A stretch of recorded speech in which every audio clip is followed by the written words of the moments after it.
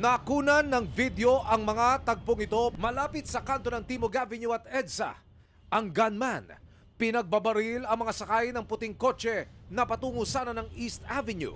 Pagkatapos, sumakay ang gunman sa motorsiklo saka pinaharurot pa EDSA ng driver na kasabwat niya. Ilang minuto ang lumipas, dumating na ang aming cameraman sa crime scene at ito na ang tagpo na kanyang nakunan. Taddad ng tama ng mga bala ang salamin at katawan ng kotse.